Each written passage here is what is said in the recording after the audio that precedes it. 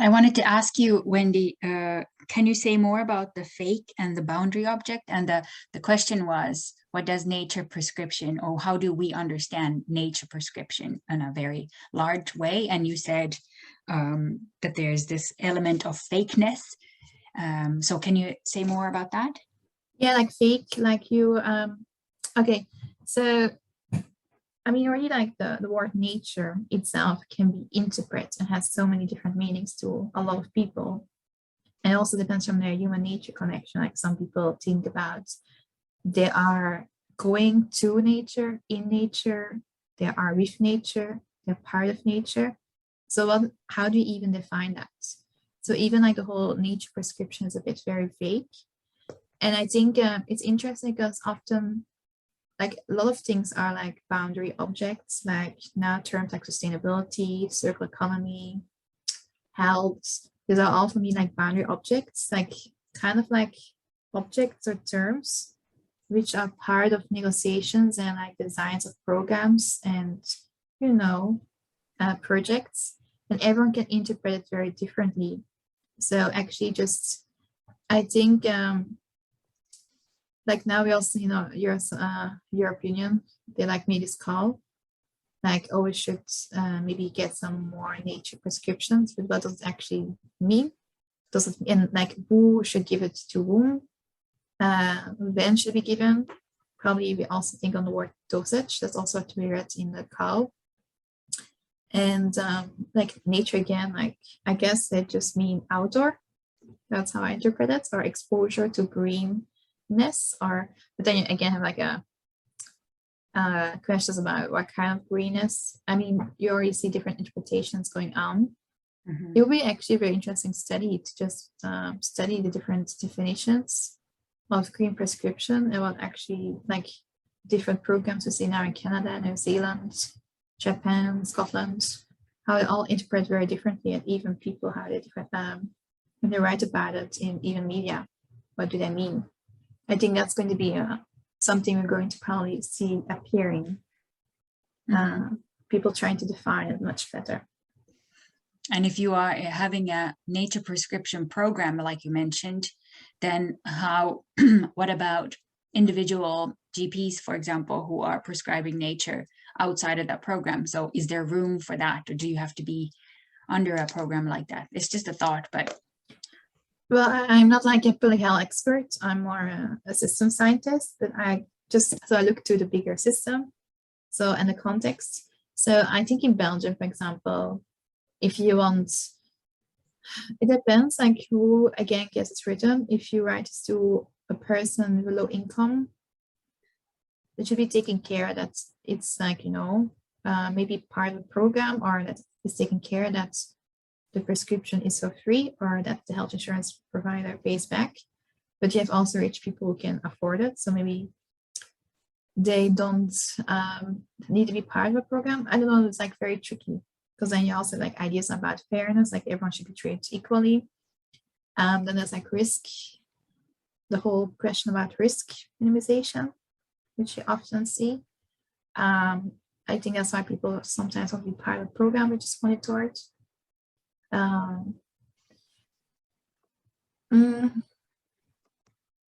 Yeah, do they have to be part of the program? Like also like what Martina said earlier, why are we living in a certain society where people have to be prescribed to go to nature? It's a bit like Black Mirror, you know, like, oh, that you maybe will have like a watch and says, it's time for a healthy life, you should go 20 minutes, expose yourself. And I'm very sure that maybe there'll be some inventions coming where people just have to breathe in some, I don't know, some smells, which will have the same effect. The pharmaceutical will probably jump onto that. Like how do you translate 20 minutes dosage nature prescription into a medicine that people pay for, or maybe even get dependent on, that the pharmaceutical is very good into, make designers kind of medicines. Well, we should, I mean, of course, the whole of our life, we should be dependent on nature. We are dependent on nature. We are nature. Yeah, I'm also feeling like babbling a lot now. Well, we'll give it to Marina or Eduardo. Eduardo, I see you. Yeah, I try to write some notes. My first thought was about the possibility to offer nature as a way to health and well-being. Other, it was something like to provide mental care for all.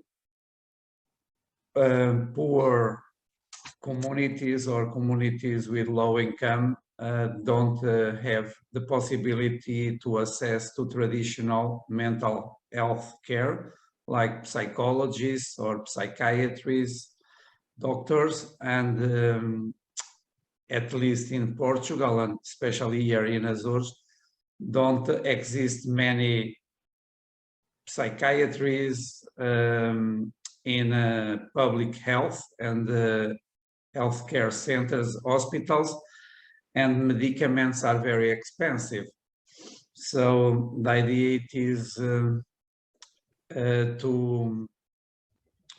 develop or to deliver mental care for people who can't pay for it, because if we deliver for nature prescription or nature health, it could be delivered in a more cheap way.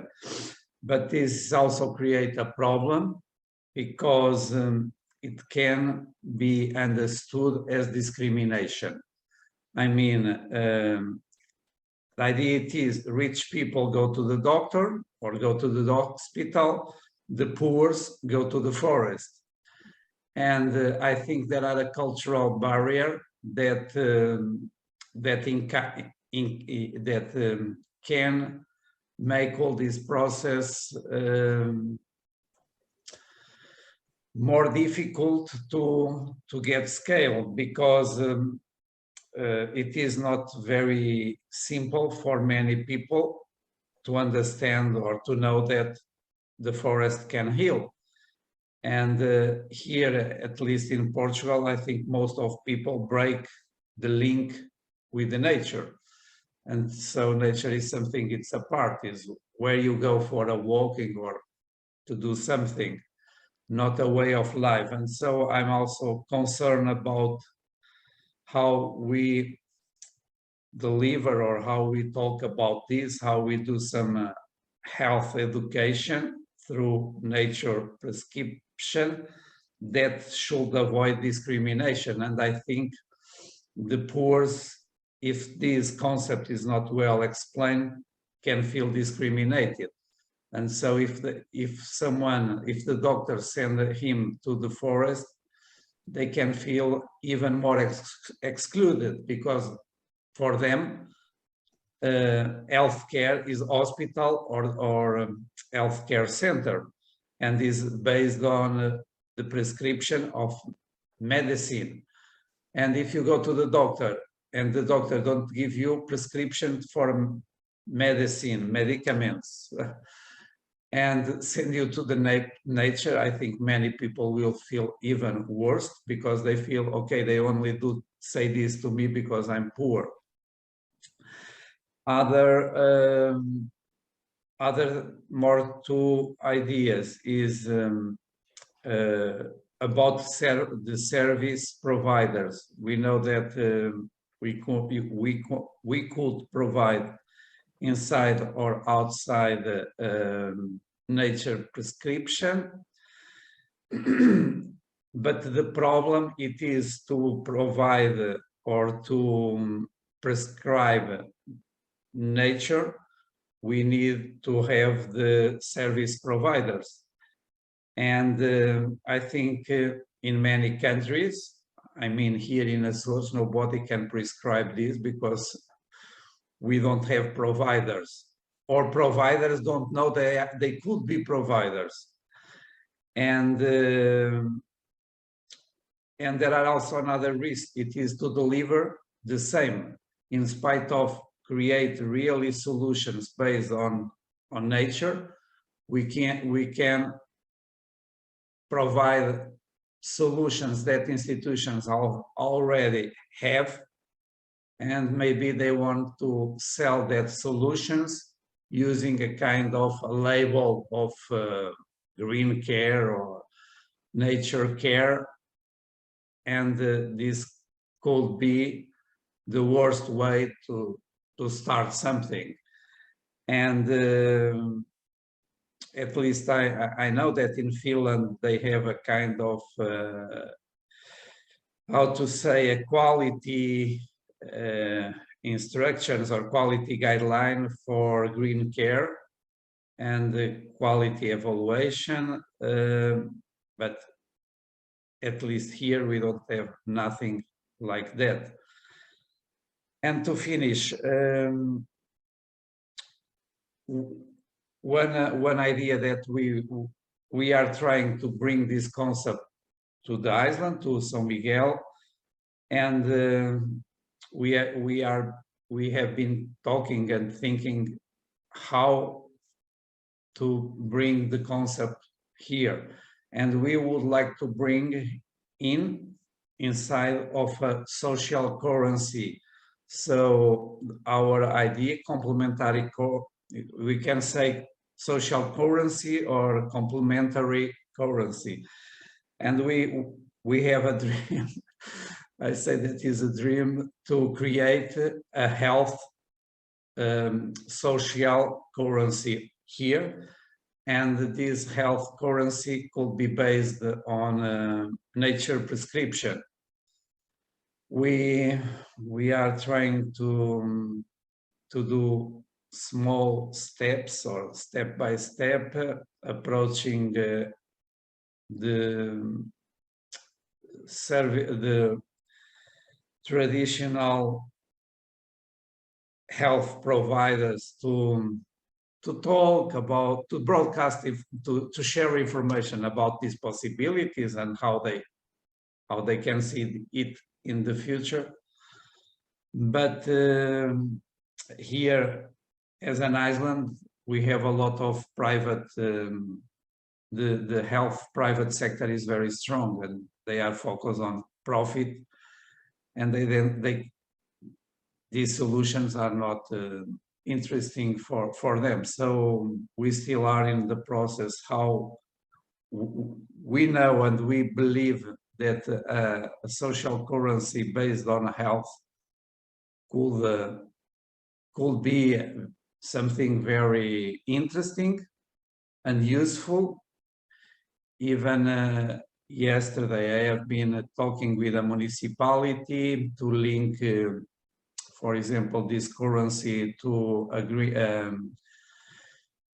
a school farm that we are developing together, the university, a school and municipality, with the homeless people that go to the school, interact with the students and with the teachers, and we are creating a kind of a community farm, but inside a school, to give us possibility to do some environmental education, also including the compostage center for create compost and things like that. And the municipality, it seems at least open to reflect, to see the possibilities to go with this social money, but is something that will take, I think, long time. Okay, so in my 5 minutes, it's the idea that came to me. Well, it was really good that we kept it at 5 minutes, I think, because there's so much to get into. So, so thank you. I think Marina is. Yes. I was when I was thinking about the question, I was more thinking about how it could look like. I've always been thinking that it would be like the patient would get a spot in a group, and together they explore nature with guidance from someone who either knows who both knows stuff about nature but also has the psychological experience maybe, or it could be two persons, and they would get tools that help them feel better, which they can use other times when they go alone into nature as well. It could be like learning how to be more in nature, like digging in the soil, how to use senses in nature, how to maybe be more mindfulness in nature. But also it could be difficult for some people being in a group where maybe there are people they don't know. But I think that the whole being in nature and being in a group also can create a sense of belonging, both in the group of people that you get to know and also in nature. And connecting with nature and people who are going through the same as you, maybe not the same illness, but who are kind of in the same situation, and they can understand you better. So I think when I think about nature prescription, it's both nature, but also more human connectedness, kind of, might help more than just going into nature by yourself. So that's what I was thinking about, like the whole progress, like how do you use nature as a prescription? Okay. Thank you. Vitalia, what do you want to say? Yes, thanks a lot. I'm a bit in this flow, which is very rich. And then I wrote myself, oh, now I have to find. How many pages you wrote? I wrote very shortly, but cannot find the place where I wrote, Basically, I wrote that this nature prescription is something that we prescribe to go into nature on a regular basis for health and well-being. And then indeed Wendy, she came back with this big questions, who prescribes and to whom. So I thought a little bit maybe at a personal level that I could even prescribe to myself, because every day I was saying to Katrina that even understanding and recognizing all benefits of nature for human health, I don't go enough to nature because there are other things that I have to do or I like to do, and some maybe I like even better than going to nature. So maybe this is also a little bit about having different interests and liking different things to do. And then somehow, it resonated for me what Marina said, that and I also said the other day to Katrina, that this even self-prescription to go to nature, it would work better for me if there would be some people involved. Because even sometimes I make self-prescriptions, but I'm very bad in following them. And when there are other people involved, I feel bigger responsibility to go to the forest. So if I agree, for example, with you that we meet every Wednesday going to the forest for walk or whatever, or work, what we decide to do there, I would be much better to do it in the group than myself alone making this prescription and this promise.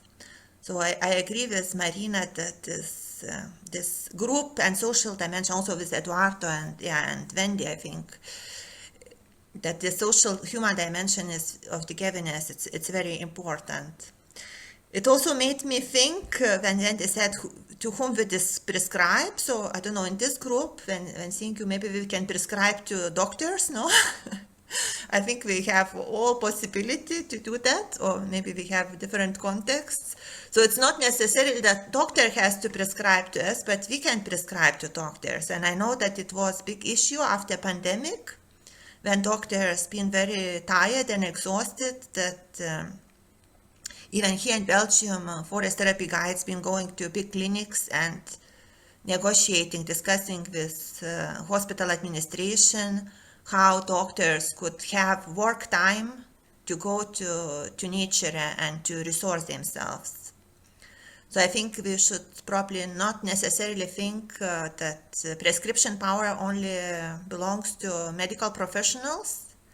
I think if we change a little this world views and paradigm of health, that if we are the best experts of our own health, maybe we are the first ones to also to prescribe what is needed for us. But I agree with Eduardo that yeah, probably not everyone is in this position to and knowledge to do so. So there's yeah, probably different entrances, and yeah, it's a big question, yeah, how to make it in the system.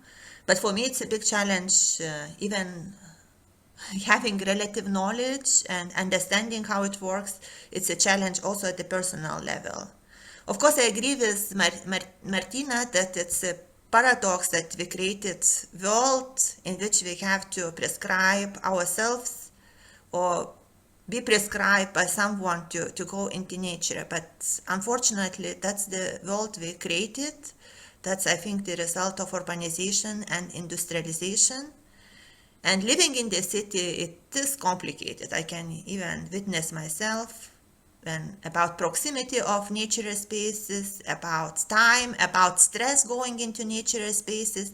It's not and this personal constraints and motivations, it's not self-evident to in urban environment to end up every day 30 minutes in nature. I think it's an effort which requires a lot of motivation or a lot of nature love. I think if we, personal development probably, if we're at the phase, like Wendy says, that we feel nature and we feel integral part of this life, interconnected life tissue, probably it goes by itself. But I personally not there, and I have desire to get there. I feel that this process is very slow, and the system infrastructures in which we live, they are not very supporting. So Katrina, now it's your time. I'm the janitor, so I'm looking at the time, and what I would like to do is I want to go to the next round at 55, so we can have time until then. So and then we do 5 minutes of reflection, the second one, and then we do half an hour, because I think we have more to discuss in the next round even. So I'm kind of protecting the time. But I wanted to just ask if anyone, because I will just, mine flows right next to the next question. So I just wanted to give an opportunity for anyone who, when you heard each other, did something come up? Did you want to pick into something Eduardo said, something that Martina or Marina or Wendy said, or Vitalia? So let's give another 10 minutes for that. And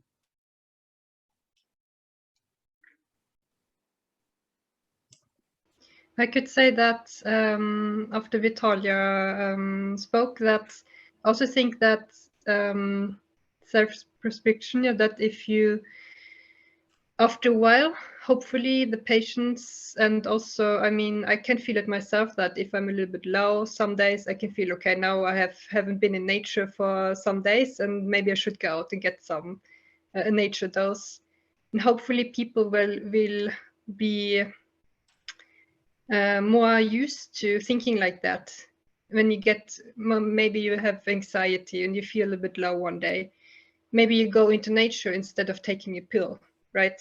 So it's also about like this, getting used to thinking differently as well, that maybe you can use nature instead of medicines and you get used to it.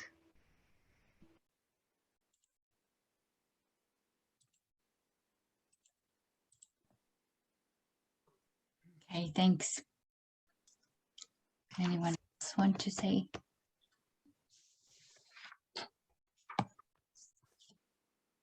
Martina?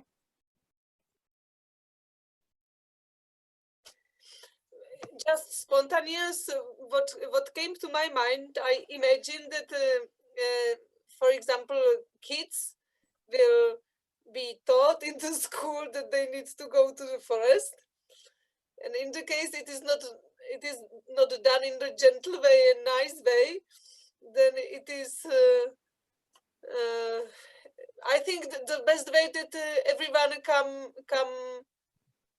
come up for himself is this solution of the forest. You can have some hints or some people who inspire you, but if it happens to be the topic, you must, there is a forest and you must go because it is, after 15 minutes, the blood pressure goes down. I would be a little bit afraid that it happens, that it is another, how to say it, like dictated thing, and yeah, I think you understand what I mean. That's only what came up when I was hearing Marina now talking. And you mean that it's too sort of rigid and it's or oriented towards the product? Maybe I just imagined that I was doing forest mine for kids in the 7th class, and I'm only afraid that it can be taken like this, that it is good, go there, but if you, the best solution, you discover it for yourself, like you are not dictated from outside. So how to do it? So maybe this is the question, how to do it, that people have the pleasure to discover it for themselves with little inspiration and hint from outside, but it is like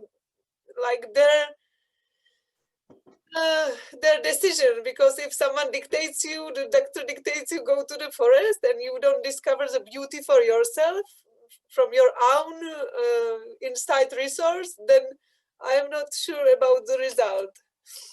But maybe we need the hints, we need some little pushing, but not too big, I mean. You understand what I mean? I think I do. I want to pick into that because I'm thinking that with knowing, if we concentrate too much on the sort of the parameters of the blood pressure and the cortisol and these kinds of things, it becomes, these are all very measurable things, but the shifts that happen inside of us and those glimpses of what we as forest bathing guides, at least, or participants of forest bathing or forest mine, know that there can be these beautiful connection moments with nature and yourself or the group, but these are not necessarily measurable. So then that's the thing, is when we start creating programs, it becomes kind of it has to be somehow really well defined. What is it that what is the goal, kind of, and what can we expect to get? Because the fact is that if I don't know if this is possible, I'm painting a picture. Imagine that somebody goes into a forest bathing session and actually leaves the session more stressed out because something with the dynamic of the group triggered something in them. And so that exercise or that experience measured by cortisol or blood pressure might be bad, but what the person got out of it was a big aha about something, and then they will come back to the forest because of that aha. So it's like, will that person will their experience be measured in the stress and cortisol and or the blood pressure, and then they might never be prescribed that anymore because it turned out so bad, but actually they got something much bigger out of it, if you know what I mean. Yeah. So there is a risk of, what do we wish to get out of it, because it's so vast what we actually can get out of it. And that's kind of what what I got out of also, I didn't think of this whole thing that Eduardo explained, Eduardo was saying that there's the risk of becoming, that's the poor people's solution, and then there's rich people with the medication and poor people, because I somehow feel like in places like Belgium it could actually be the opposite, because the forests are not that accessible, so you have to have your own car, or you know, somehow it's so probably this is something that is very place specific, how this could play out. But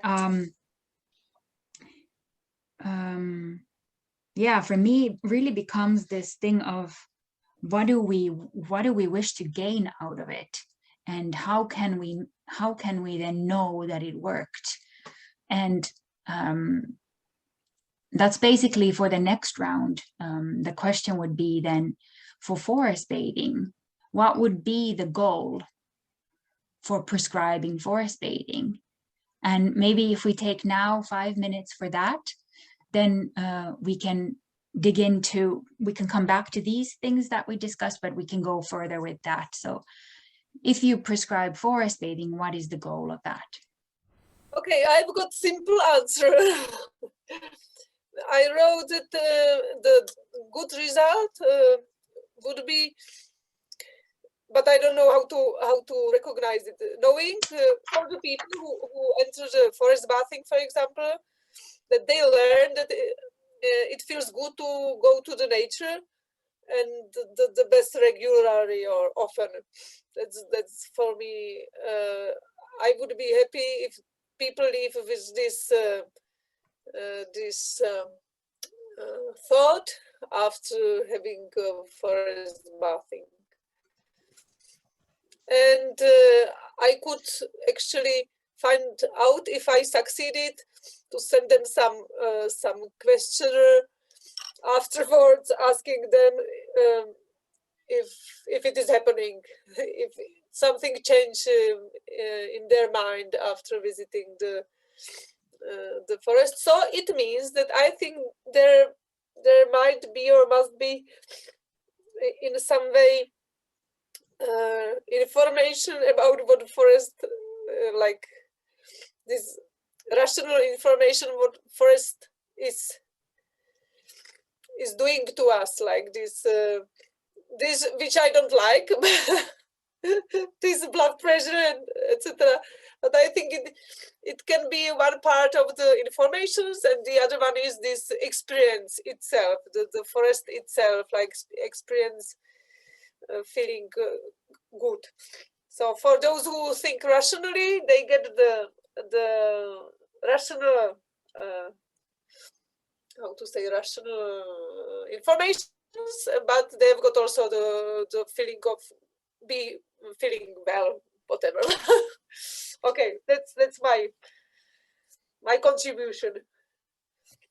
Okay, so you see that there are basically two different strands, the rational and the more experiential, and yeah, okay. They both, but I think it must be mixed together, in my opinion. Like if you have got group, you don't know who is rational or who is more like hard person. So you give little bit from each of the experience or information.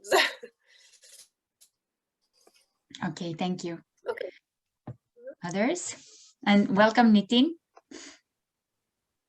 Hi guys, I'm sorry I got late. Hello. Hi. Okay, Eduardo, I see you're not muted. Do you want to share? Yes, this question make me lost in my thoughts. Anyway, I think what the goal, I think it's somehow clear for all of us, and the scientific data show it that it can improve our health and well-being.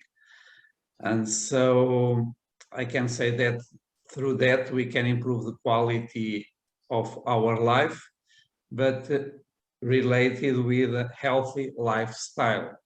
And so I think it's always had value proposal. another issue that it comes to my mind, it is to do environmental education. We just protect what we know and we love. So the positive emotions that we bring, we carry after to this immersion in forests, maybe can people more aware of global warming, climate change, the emergency and the risks we are living on. And probably if they know the forest, if they know the biodiversity of the forest, if they understand the pleasure and the well-being that forests can bring to us, maybe people become more aware of this. Recent data about, for me, this is a real problem. In the last 30 years, the scientists produce a lot of evidence that our planet are in risk, but 70% of the world population doesn't care about this. And there are also recent data about this that say that our brain is against us. The way as our brain works is against the, let's say,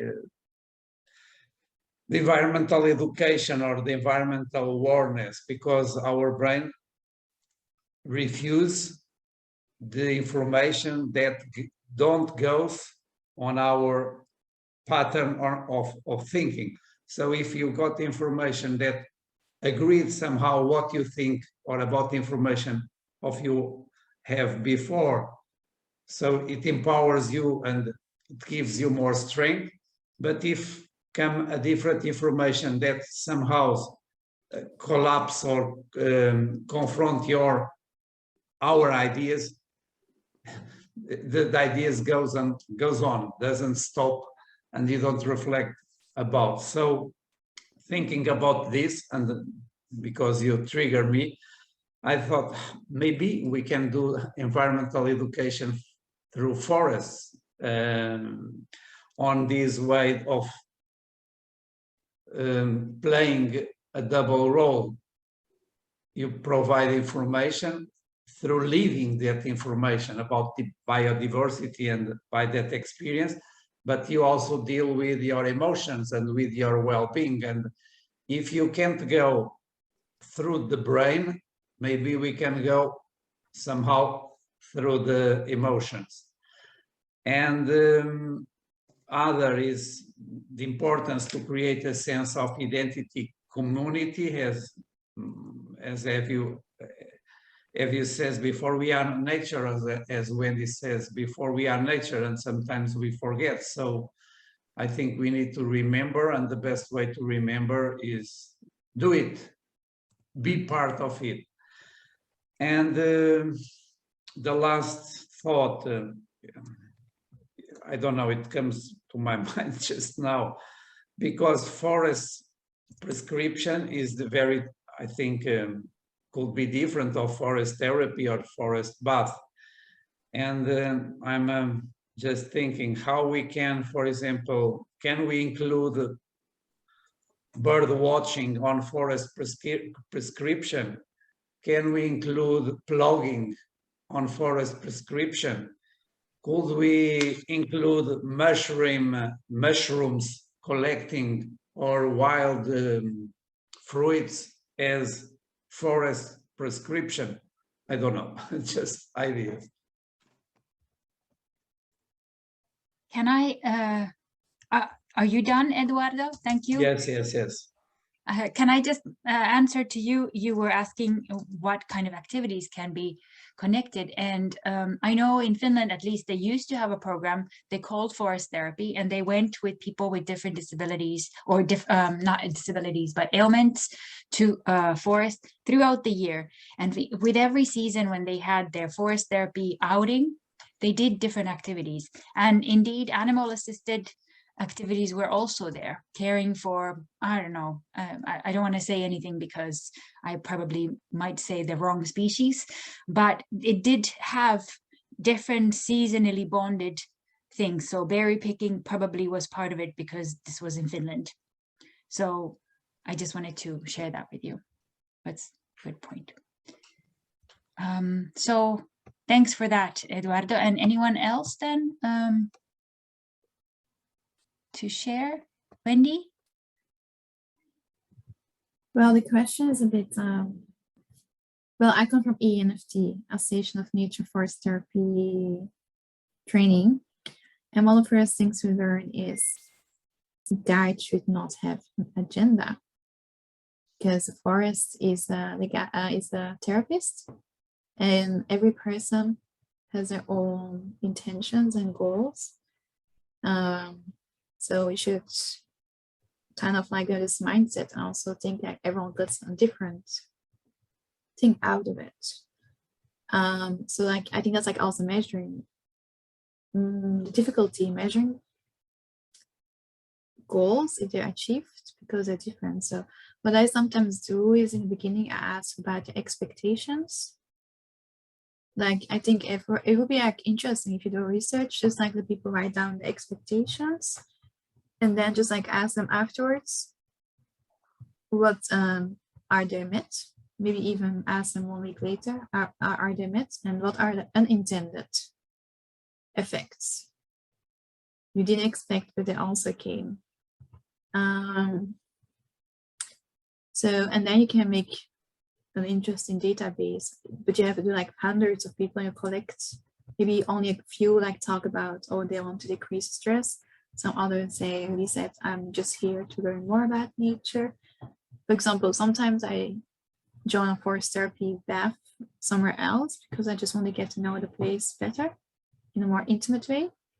So it's like more my goal is not to like increase my stress because decrease my stress, because I know sometimes my stress will be increased, but because I want to experience that landscape in a slower, intimate way. So it's not always about health benefits that I participate in a forest fair. So like interesting to just like ask people and just ask themselves like, did the expectations met and what are things they didn't expect?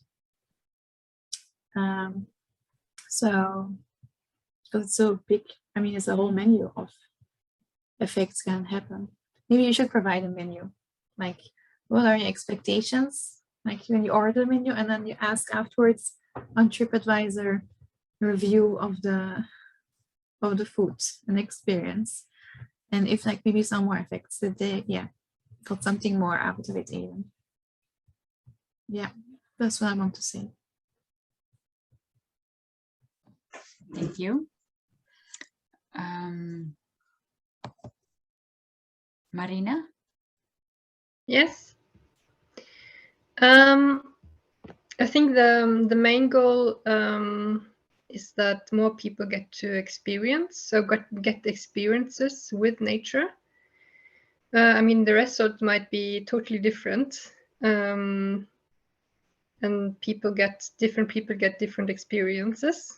But I think it will anyway stick with them and make them more curious and wonder. And I think with this, we could get nature back into people's lives. So I think that's like the main goal.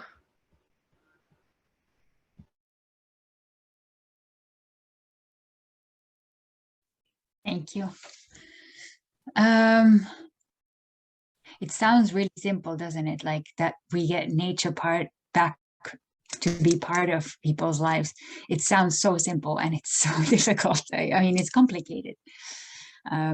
Okay, Vitalia, did you want to, or Nitin, the question was, what's the goal of forest bathing? Vitalia messaged me. Oh, yeah, okay. No, I want to bring in the Indian philosophy. I'm from India, for those of you who don't know me. And in the Indian philosophy, we feel that the goal of life or any action that we do, there is just one goal, which is to grow the individual consciousness. And then there is one thing which is known as the individual consciousness, and the other is the collective consciousness. And the goal of life is to connect the individual with the collective. So whether it is forest bathing or yoga or whatever action we take, the goal remains the same, is how do you grow your consciousness to connect with a larger self. That's why I think, especially the time and age that we all live in, I think mental health is a big challenge all over, and especially with all this news of climate change and global warming coming up, there is a lot of eco-anxiety, a lot of hopelessness around. But just being hopeless and feeling helpless is not going to solve anything. So forest bathing is a way of getting back to nature to, I think, restore some faith and hope in the world, and to see how nature works, that there is birth and there is death, but it's a cycle. So the goal of connecting to that kind of larger awareness, and also, finding like-minded souls to be friends with.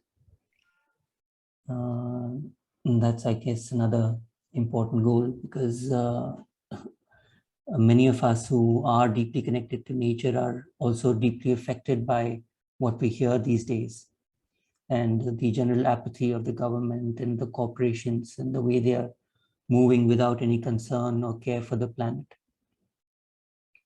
So when you meet a few like-minded people and you share a few good moments with each other, I think it just restores hope, and it just gives you more energy to keep working to increase your collective consciousness and your individual consciousness. Yeah, that's it from my side. Thanks, Nitin. I'm wondering though, if, because you are saying that this is coming from the Indian perspective, and Marina or Wendy or somebody said about the human aspect, that it's that we first thought maybe that it was all about being in nature, but it's so important to be in nature with your shared, your tribe, basically. So I wonder how we can, well, it is probably seen already in like group therapy context, but I wonder if the idea of connecting to the collective consciousness and so on will fly in the Western sort of thinking. I mean, even in the Western point of view, if you look at it, even, let's say, even the capitalistic, mindset, the way the capitalists have thrived and is by collecting a group of people together and using things to their advantage, so that building a strong community which then takes advantage of somebody else is one of the things, one of the ways that people operate. But we all know that on an individual scale, it is very difficult to achieve a large-scale movement that the planet needs at the moment. So even if it's not, the consciousness, when I say collective consciousness, it's more about like building a community. Could be like what Thich Nhat Hanh did with his mindfulness movement, or what Extinction Rebellion has done with the youth. So at least if you know that there are like-minded people in Finland, like Katarina, or Belgium, like Vitalia, and then you can connect, and if you have a great idea, then you can share with them, and then it can exponentially expand to places which are outside of your current contact zone.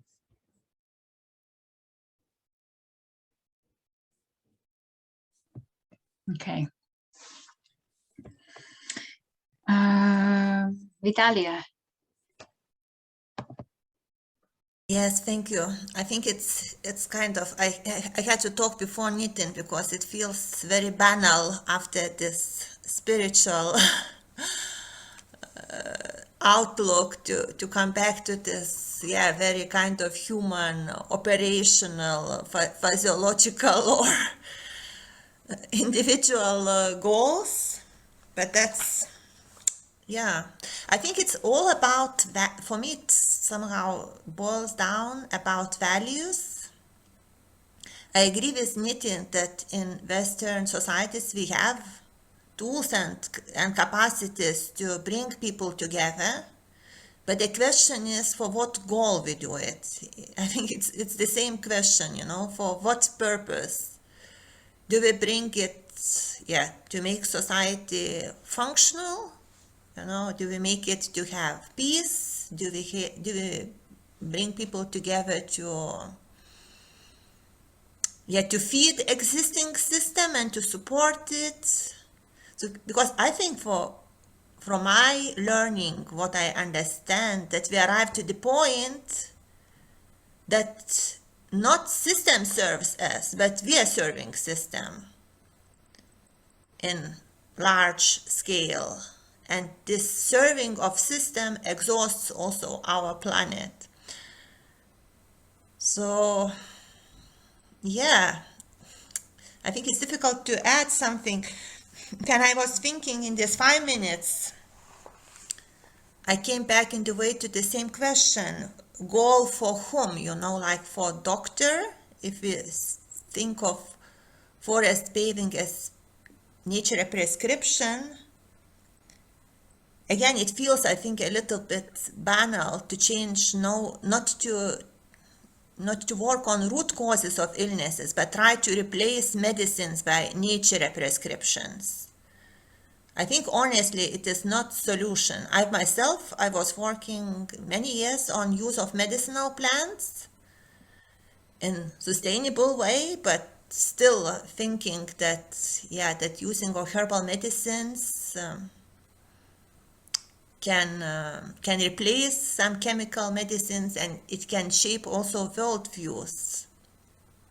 But it's very slow process, and I think if we start to do massively to replace chemical medicines by nature prescriptions, it can also create a lot of harm, especially in countries like Belgium, where nature is already very damaged and access is, basically we don't have forests for everyone to offer.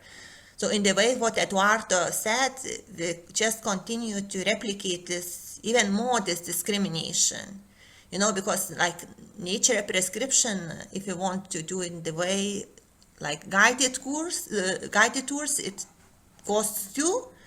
We train people, we have to pay for these guided tours, and in the end I don't think that it's any cheaper. Maybe sometimes it's even more expensive than the nature prescription if it's done in nice way. So for me, it cannot be just financial interests I think that really goes like Marina said, and all others of you, that we have bigger goals, which for me is to shape this worldviews that we are nature, we are part of this planetary Earth system and interconnected, and we have to care of each other. And maybe like still people, I think it becomes very abstract. For people it's very difficult to relate still how I can be part of the planet. So we have to find, I think, ways how people really feel this personal benefits. Like you spoke about pleasure and joy of being with nature. Yeah, how do we create these conditions that this cultivation of these relationships in nature environment with humans and other beings become pleasure and joy and shapes this worldviews that Nitin called, yeah, consciousness, personal consciousness and collective consciousness.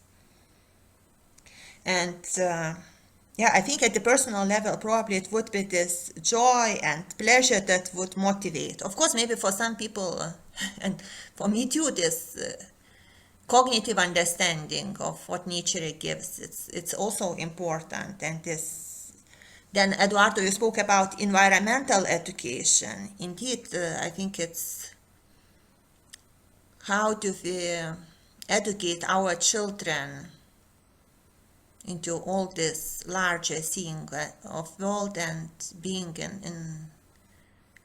in this interconnected tissue of life. So it's super complex. Maybe we should somehow draw and try to to make it more visual, because otherwise I get lost in this richness of all thoughts that we share and express. I think there are different layers and different levels. But indeed, Nitin, what you say, it's about being one, no? And feeling this richness of life that we can experience as humans in this temporality that we live. So I see that, Gražina joined us. Marina, you have something to add? Yes, I just I was just thinking that I should say that the goal of the biologist inside of me, it is to get, like as Vitalia said, that in Belgium and many other countries there is not much nature left. But as a biologist, the main goal would be that by using nature in different for different things that we need as humans, we want to create or make it easier for nature to come back in countries, also in the cities. There are it's like the best argument to get more nature into the cities and restore nature and get more nature back into countries that don't have many forests and meadows and so on left. So this is like the main argument, because it's so personal, right? Like the health of people and ourselves. So I just wanted to add that.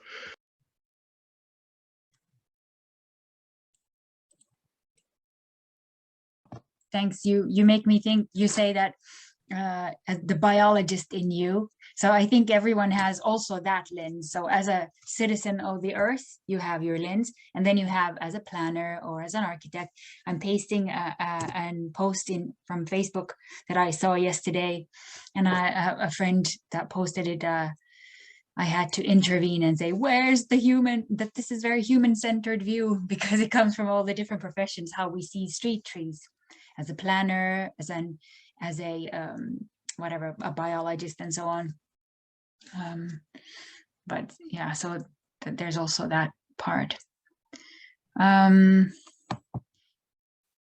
we go through everyone? Oh, did you, Gražina, want to, you joined quite late, so you probably missed our, I don't remember at what point you joined, but we were having, the last conversation was about about the goals of forest bathing. Yes, I joined very late, sorry, but I see your presentations on YouTube, and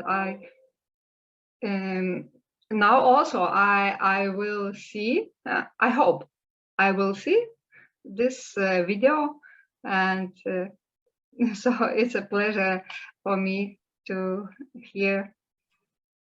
be here.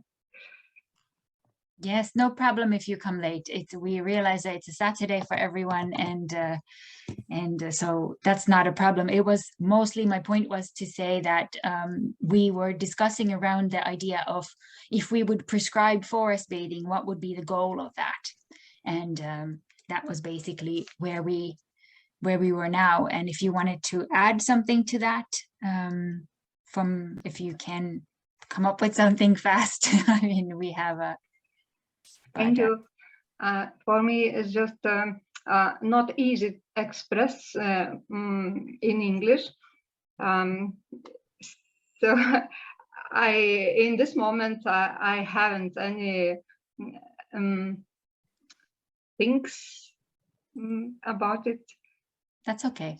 Just I can add it video to the chat video, which expressed me a lot about tree, about forest and life of tree. It's like human, like us human. Just I search now, and you please talk to each other to continue your session.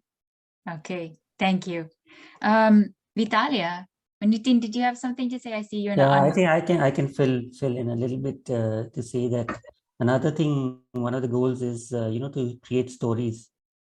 I'm a storyteller, and I find that in today's day and world, especially for our children, most of the stories that come are about doomsday or superheroes who are saving them from aliens. But where are the stories about nature and trees and forests? So when we do these forest bathing walks, one of the big goals is also to create stories which we share, and the stories that we tell people in our circle. And if those stories could be about nature, then it'll just bring it into people's conversation and into people's mindset or consciousness, as I would put it. So I'm trying this concept of a storyteller's walk. I'll just share the details here of just taking people out and creating stories in nature, from nature. So you guys can also try it out on your next walk. Thank you.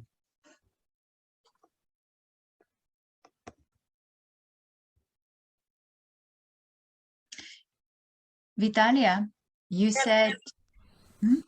Yes, please. Yeah. Okay, thanks. Thank you, Nitin. You said about the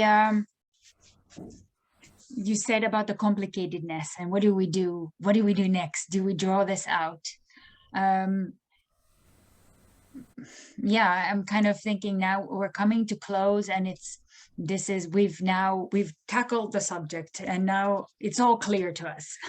So what is the conclusion, basically? What do we take out of this, from this topic? Maybe we could do another round shortly. What do you take away from this?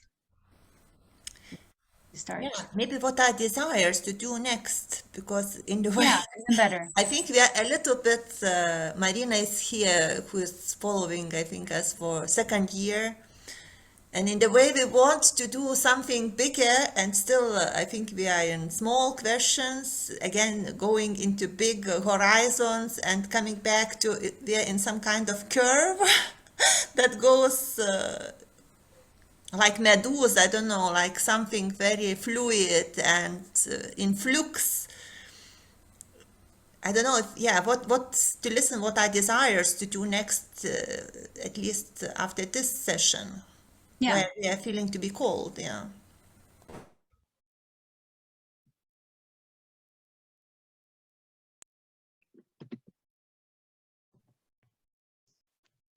So whoever wants to. So is this like a closing thing? Are we just closing, like a closing thing, right? One thing that. Yeah, closing of where, well, you can combine it. So if you feel, what is the next thing that you feel called to do, basically, or have us tackle also in the circle? Well, hopefully next month we will hear, we'll hear the small consortium about the grant. So maybe not May, but maybe the June one would be interesting to just pitch some of the, if you go to the second phase, of course, to pitch the ideas or some concepts without maybe revealing the most important things, which would maybe help us to win the proposal, but like just like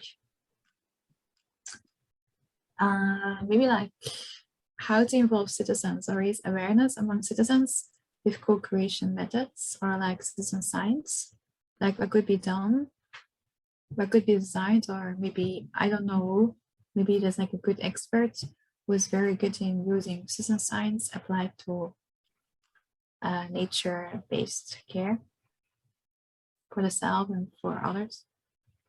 Something like this would be interesting. But that's like my own. That's like my own interest. Yeah, you mentioned nature-based care, which is a huge concept, and I kind of feel like IFTDays is a little bit more specific. So either maybe you can specify that to fit this forum, or then we have to, you know. Oh yeah. Yeah, it's a huge concept otherwise. But yeah, but that's a good point. Yeah. And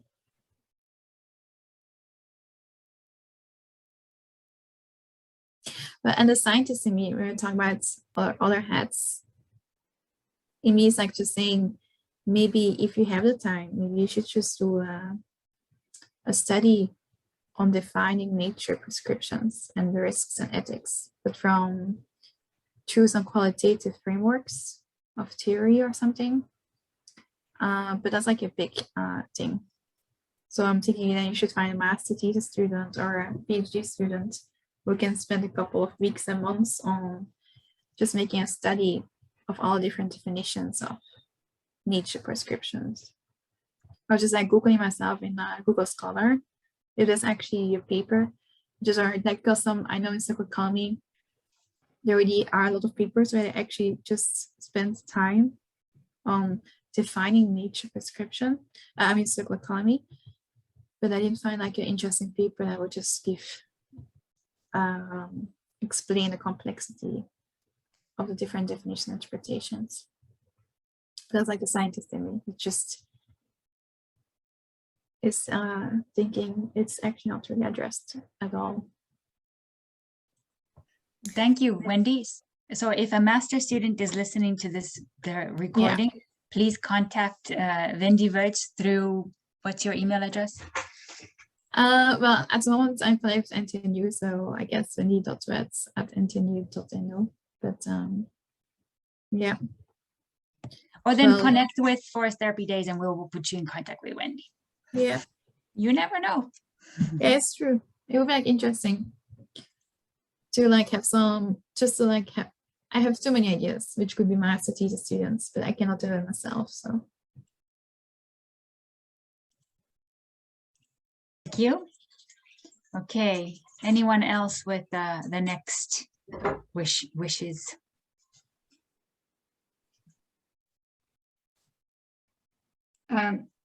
I put the video link on the chat, and here very, very impressive video about Erwin Thoma. Maybe you know this scientist, and all history about his way to the books which he created, and about connection us with forests, with the trees. I put not English version. Here is German. But we in Lithuania, we have Lithuanian translation, so it's very useful for teachers, for all people. So it's from me, my little. Okay, sorry. Thank you. No problem. It's nice that you are. It's nice that you're here. So you don't have to apologize for the language. We all try it. Marina, did you have some thoughts? I have a lot of thoughts in my a lot of like things, ideas, projects. I don't know. So I don't have any concrete right now, but yeah, I would like to hear more about when this project and ideas.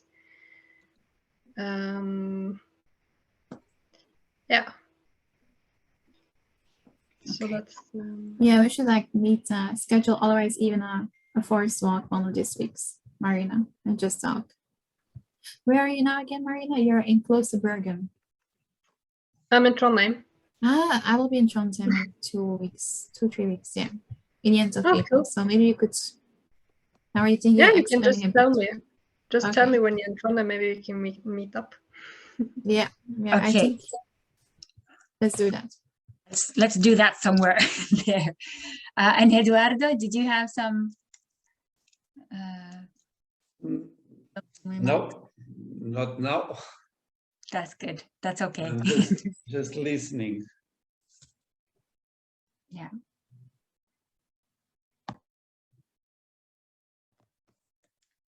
I feel that we are. Yeah, please. Some minutes ago, when they talk about citizen science, and for social sciences, and let's say that sometimes it's difficult to deal with citizen science, because when we do about that, it's more for sciences that we can collect a lot of data. And but I was thinking or wondering if how we can link citizen science with our worries or motivations concerning forests. Here in Azores, we do every year the national bird count. We have a bird that is Priolo, only exists in the world. It's only here. It's an endemic space that was in risk of extinction, but conservative programs save it. And each year they invite people and they pay all expenses for people go to the forests to count prioles, to try to identify the birds. And I'm thinking, okay, even if the aim it was different, could be interesting, I don't know how, do some research, because to count prioles, to count the birds, they need to go to the forest. So when you are doing citizen science or be part of a citizen science program, what could be the experience to be in the forest, and how, when you are counting birds, do you see other things? What you have seen, what you have feeling, how you connect with the nature, or you are just focused on the birds and the sound? I don't know. when I'm listening to you and my mind, but could be a link. I never thought it before. I would do the opposite. I would let people sit in a forest for 1 or 2 hours, and they have to just make a map of relations. Like I had to do that for my training. Instead of just focusing on one bird, at least find 15 relationships. You see, and that would be like interesting if then you have like drawings of 1,000 people, just to like understand what they actually see, or how they would even define relations or the web of interbeing. Maybe it will be very, it's like, like children, they do like exercise to map, discover geography, to know mental mapping skills of children. They go through different phases in their life. So you see like the map, if they have to just like draw how they walk from the home to the school, you see how old they get and how more developed they get in their mental model mapping and geography. The street, it's getting more right, like, like more rich, or more, the scale is more right, or some other things. So imagine you do that, I don't know, and you just like test his collection. It's interesting, but I also work, but in a different dimension, to deal with social problems or social inclusion, what we call emotional mapping. But the concept is the same. How you call it? Not emotional. Mental mapping is like in geography. Mental mapping. Yeah. But it seems very similar or almost the same, because the idea is helping people to associate positive emotions or negative emotions to the space. And so you can create the mapping of life, in which periods of people's life they have positive emotions and negative emotions. And for example, if they say, okay, I do this and this is my school, but the school is associated to a negative, a bad experience, okay, it's you should be aware, and it's a kind of alert that you need to go deeper to understand why school is a negative emotion. But it's interesting. Mental mapping, it's the name. Yes, like it's more like, yeah, that you would like measure in children, like how their mental maps are getting developed over time. I mean, it's also using pedagogy a bit to see there's some expectations how children, they have this exercise, I think, either every year to see how they would draw a map. Because then you can see how the development is going of that skill. Okay.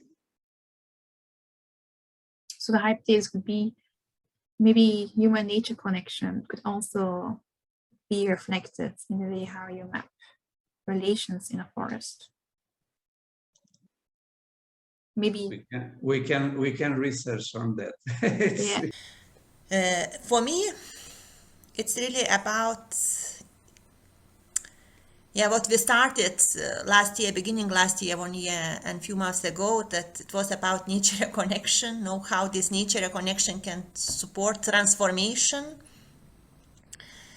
Until now, I didn't manage. I was kind of every time trying to engage and, I don't know, put some kind of toolkit or map, but I was in such flow and still many things were not clear. Until now, I came to the point that I understood that nature connection is getting closer to the life and our own liveliness. So how we are more closer to this other living beings, to ourselves, and how do we cultivate these relationships, which probably I don't have very good understanding of this consciousness, which is very complex, but at least for today, I translate into relationships, individual and collective relationships, and with human and more than human beings.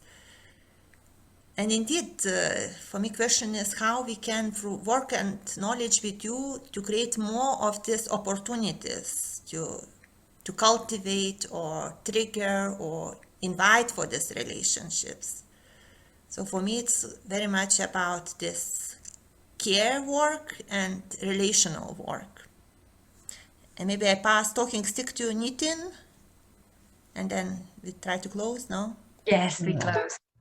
Yeah, I don't have anything to add. Just have a good week or a month. See you next month. Good. Thanks everyone for coming. Bye.